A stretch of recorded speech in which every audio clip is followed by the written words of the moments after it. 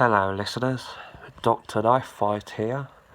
Today we have a second submissioner from Martin from Leeds.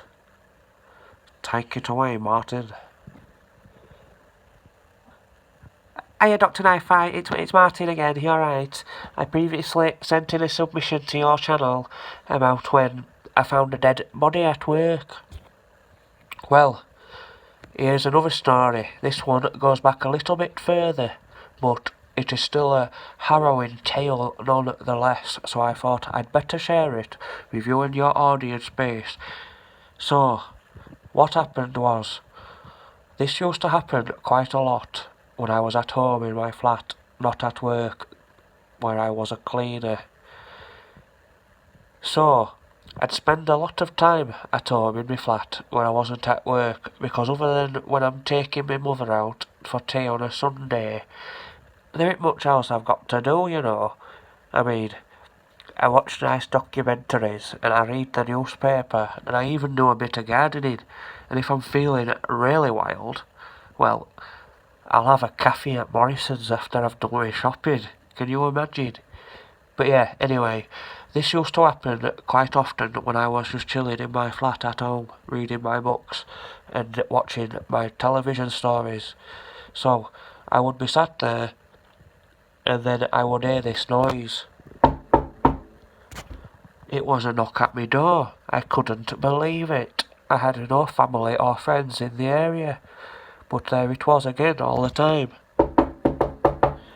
So I'd go to answer the door, but you'd never guess what. There was nobody there. So I went back and sat down. This is just, mind you, one of many times that this happened, and I was very freaked out afterwards, because there was a little boy looking at me through the window, and I just didn't understand it, where he came from, and he looked very scary. He had a very big jaw, and I didn't like it. It gave off the impression if he were to open his mouth, he could swallow my head whole. I was bloody terrified. So anyway, a few days after the first time the door knocked and the little big-jawed child looked at me through the window, the letterbox started going. It made a sort of noise like this. A bit like metallic. So, the postman hadn't been. He'd not dropped me off any mail. I wasn't due my subscription to Gardening Monthly. I'd already got it that week, and the Radio Times too, so I wasn't expecting any mail. So when I heard the letterbox, I was very scared. I put on my slippers because it was cold out and went to investigate. I opened my front door, and across the yard was that same little boy.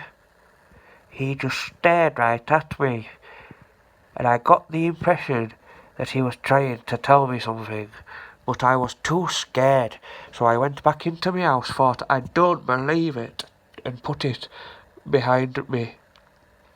I had some cocoa. Oh God, my work phone's ringing. I'll have to start this later. Goodbye for now.